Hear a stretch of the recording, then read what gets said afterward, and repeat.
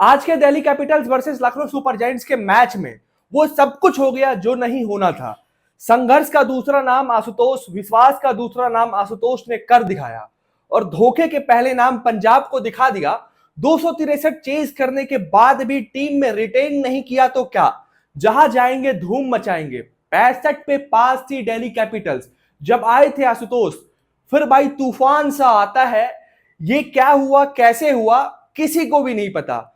ये 65 तो आप बहुत दूर चले गए, इससे पहले 2 रनों पे 2 विकेट गिर चुका था दिल्ली कैपिटल्स का और उसके बाद 7 रनों पे 3 विकेट। मतलब दिल्ली की टीम पूरी तरह से लड़खड़ा चुकी थी। फिर अक्षर पटेल और डुप्लेसिस मिलकर थोड़ी बहुत साझेदारी करते हैं, आक्रामक होने की कोशिश करते हैं, तभी ये भी आउट हो जाते हैं। अब दिल्ली का स्कोर था 65 पे 5 और बल्लेबाजी करने आ चुके थे आशुतोष। और तो और इस गेम में एक और ट्विस्ट था, किसी को भी इनका नाम भी नहीं पता होगा। 20 साल का ये बंदा, यूपी से आया हुआ, भाई नाक में दम करके रखता है लखनऊ के बॉलर्स का। मतलब ये आउट ऑफ सिलेबस क्वेश्चन था। फिर हम आशुतोष की बात तो हम बाद में करेंगे, पहले बात करते हैं भोपराज की। ये क्या हुआ, कैसे हुआ? 2 रन पे 2 विकेट, 7 पे 3, 65 पे 5। भाई इसके बाद भी जब आशुतोष और विपराज ये दोनों आते हैं, और खास करके पहले विपराज जो कि इतना करीब ले आते हैं मैच को, किसी को भी नहीं पता था वो कैसा खेलते हैं।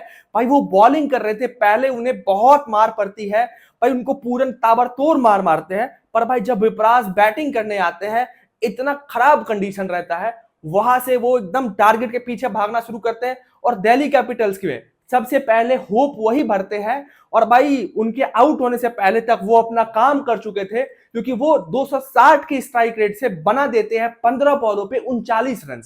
और एक तरफा मैच जो कि पहले था लखनऊ की तरफ, अब वो झुक चुका था दिल्ली कैपिटल्स की तरफ, पर उसी वक्त वो भी आउट हो जाते हैं। अब यहां से बचे थे 23 बॉलों पे 42 रन। तो बस और क्या, उनका साथ बराबर दे रहे थे आशुतोष।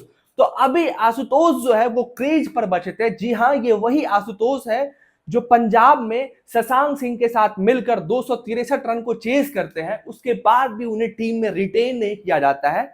और दोबारा से आज इनके पास मौका था और वो इस मौके को जाने नहीं देते हैं। फिर से एक दमदार परफॉर्मेंस जो था वो लोड हो रहा था, वो तैयारी कर रहे थे, क्योंकि विपराज जब हिट कर रहे थे, आशुतोष थोड़ा संभल कर खेल रहे थे। उनके जाने के बाद ये जिम्मेदारी लेते हैं।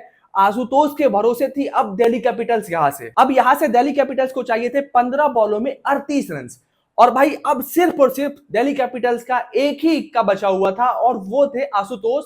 आशुतोष के भरोसे, और वो जड़ भी देते हैं गगनचुंबी छक्का। अब भाई आयरनी देखो, कुलदीप जो बैटिंग पर आए थे, आशुतोष थे नॉन स्ट्राइक पे, उनको चाहिए था सिंगल। वो पहले से ही भाग रहे थे सिंगल के लिए, और कुलदीप ये भी एकदम आउट ऑफ सिलेबस आते हैं और जड़ देते हैं एक चौका। और फिर भाई यहां से मैच जो है अब लगभग आ चुका था दिल्ली के झोले में। पर भाई फिर एक गलती होती है, आशुतोष को चाहिए था स्ट्राइक और कुलदीप यादव जो है वो रन आउट हो जाते हैं। पर आशुतोष, वो उनको स्ट्राइक मिल चुका था, अब वो स्ट्राइक पे थे और वो अगले 3 बॉलों पर जड़ देते हैं 16 रन, 2 छक्का और 1 चौका। अब ये मैच पूरी तरह से था दिल्ली के झोले में। पर भाई अब भी दिक्कत ये थी कि आशुतोष जो थे वो थे नॉन स्ट्राइक पे, अब चाहिए थे 6 बॉलों पे 6 रन और स्ट्राइक उनके पास था नहीं। पहले बॉल पर ही वो सिंगल लेने की कोशिश करते हैं भाई ऋषभ पंत। अब इनसे ये उम्मीद नहीं थी, वह स्टंपिंग भी छोड़ते हैं, रन आउट से भी बच जाते हैं, लेकिन स्ट्राइक अब भी नहीं आया था आशुतोष के पास। आप देख सकते हो डीआरएस लेने के बाद भी फैसला आता है दिल्ली के हक में। फिर आशुतोष को मिलता है सिंगल, भाई वो जड़ देते हैं छक्का। मतलब एक आउट ऑफ सिलेबस क्वेश्चन, भाई पूरा गेम बिगड़ जाता है एलएसजी के लिए। दर्शकों को आप देख सकते हैं और आशुतोष को देख सकते हैं, जीत के बाद एक अलग ही उत्साह नजर आ रही थी उनमें। और आशुतोष इस मैच में 66 रनों की पारी खेलते हैं 212 की स्ट्राइक रेट से। अब देखिए, एक चीज है कि आखिर एलएसजी इस मैच को किस पॉइंट पर हारी, तो आप समझिए। पहले 1 से 6 ओवर में एलएसजी का स्कोर था 64 पे 1 और वहां पर दिल्ली कैपिटल्स का स्कोर था 58 पे 4। मतलब दिल्ली यहां पर जो है एलएसजी से काफी पीछे थी। अब आगे अगर आप बढ़ो तो 7 से 13 ओवर के बीच एलएसजी जो है वो 97 रन करते हैं। भाई 97 रन और सिर्फ उनका गिरता है 1 विकेट।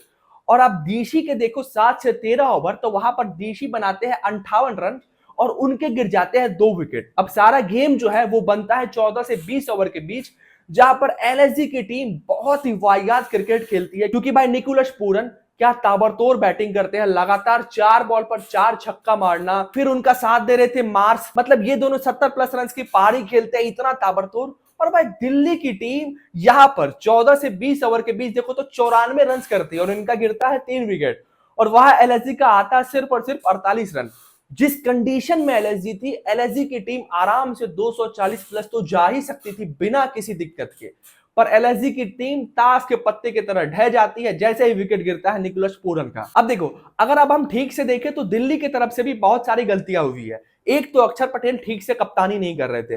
पहले वो बॉलिंग में उनका आना ठीक है, वहां तक ठीक है, डीआरएस लेना वो भी ठीक है, पर जब पूरन बल्लेबाजी करने आए थे उस टाइम पर उनको कुलदीप को लाना चाहिए था, पर वो कुलदीप के पास ना जाकर वो जाते हैं विपराज के पास। मतलब अब इस बात पर बहस करके उतना फायदा है नहीं, क्योंकि भाई दिल्ली की टीम जो है वो जीत चुकी थी और उन्हें जीतना भी चाहिए था, जबकि अभी केएल राहुल मौजूद भी नहीं है। जब केएल राहुल रहेंगे तब ये टीम काफी मजबूत हो जाएगी, और दिल्ली के फैंस इस बार दिल्ली की टीम काफी मजबूत लग रही है, तो घबराना नहीं है। टॉप 4 का रास्ता उनके लिए आसान हो सकता है, क्योंकि इतनी अच्छी बल्लेबाजी करना, भाई इतना विकेट गिरने के बाद जब आपका कंडीशन पूरा खराब हो, मैच आपके हाथ से निकल चुका हो, फिर आप इतनी अच्छी इनिंग्स खेलते हो, मैच जीतते हो, ये काबिल तारीफ है।